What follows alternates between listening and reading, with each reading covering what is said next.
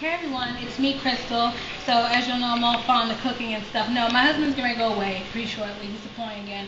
And he doesn't, not going to eat too many homemade, so-called homemade meals for a year.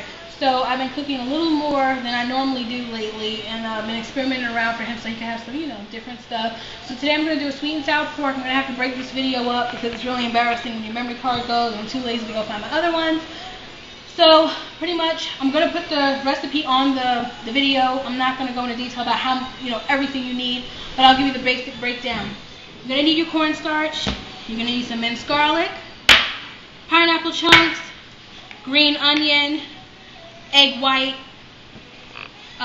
little sugar, some salt, soy sauce, and you can use like a pork roast or a pork butt, or for me in my case, because it's cheaper and I'm making a larger portion, and when you're making a larger portion, I don't feel like dealing with a roast. I just buy the boneless pork chops, and I've already started cutting my pork chops up. There you go. So I'm just going to cut these up, and pretty much I just cut them up in strips, and then I usually go down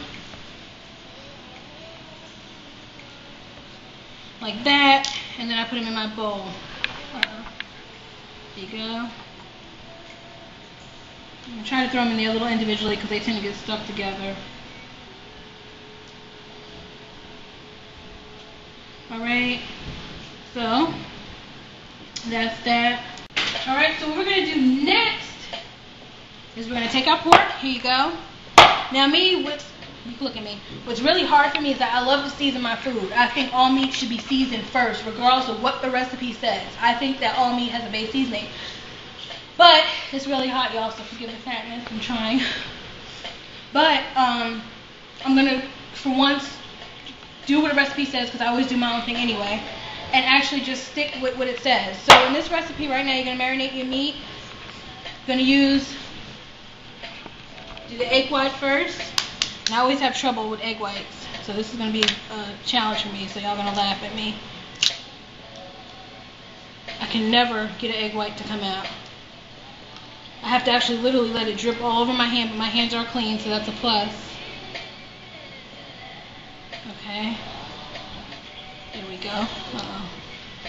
Alright, so that's my egg white. Use a little soy sauce. Some salt. Okay. Your chopped scallion. And your sugar. Okay. And trust me, I'm really having a hard time with this because I feel like it needs some garlic powder and some seasoned salt right now, but it doesn't.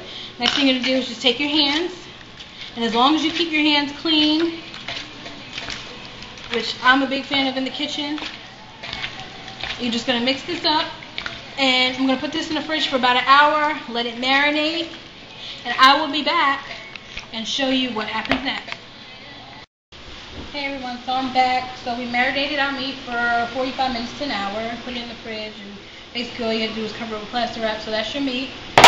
Okay, next thing we're going to do is we're going to just take a little bit of cornstarch. I use Argo. And put it in here with your meat. Okay. And we're going to get that all together. Cornstarch feels really weird in your hand. That's weird. And we're going to basically fry up our meat. Okay. Hopefully my oil's still hot. I had to remove it from the stove because it was getting too hot. My husband to do this part for me. And we're basically going to fry this up.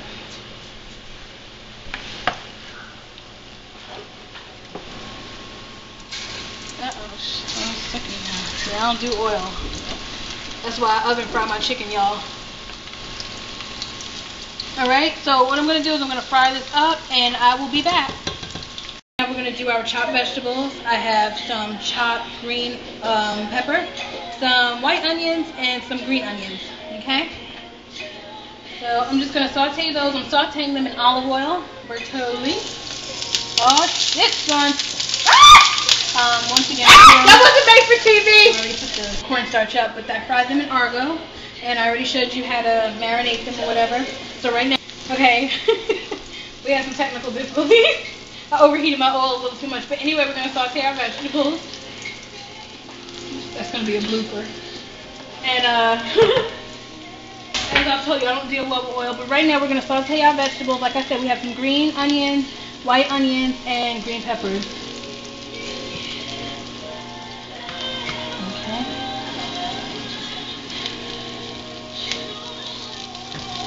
Okay, now what I am going to do is I'm going to add a little minced garlic.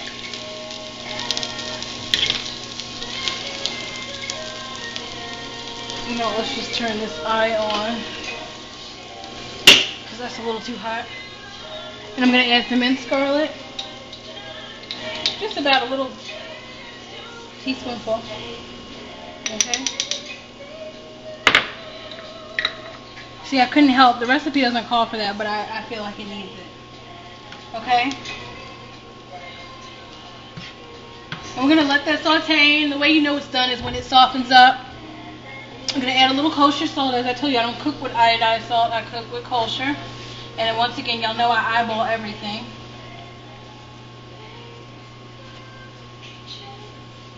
And I'm going to add a pinch of sugar. Yeah, I didn't measure my sugar out, y'all. Here we go. I'm going to add just a little cracked black pepper.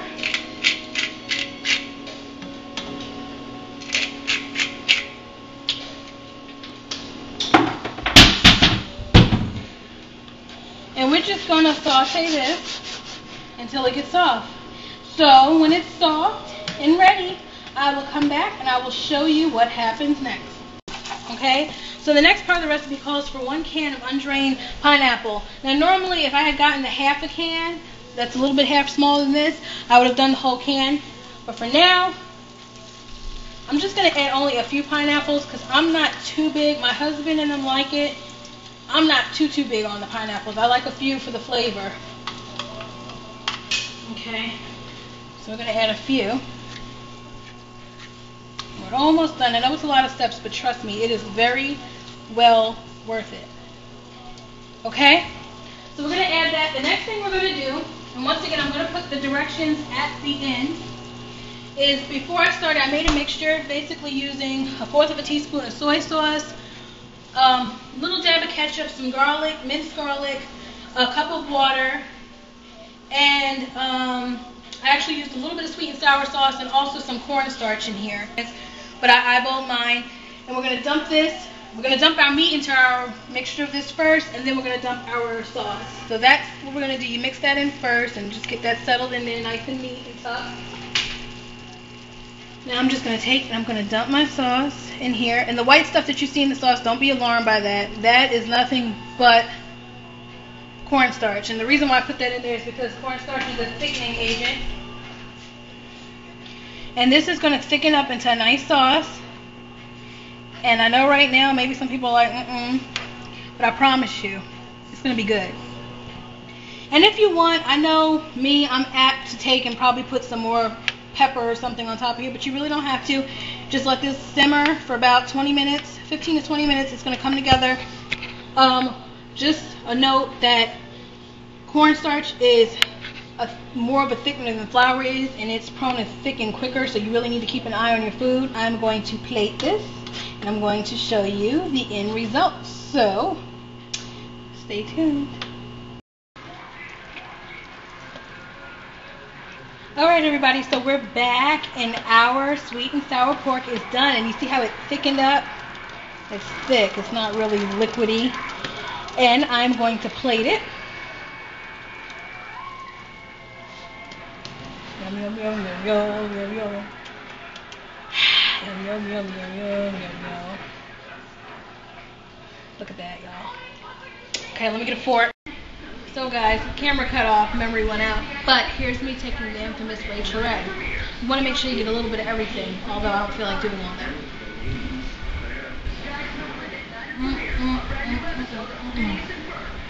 It's so good. It's worth all the steps. I'll put the recipe at the end for you, and even a blooper. So with that said, I hope you enjoy. Bye.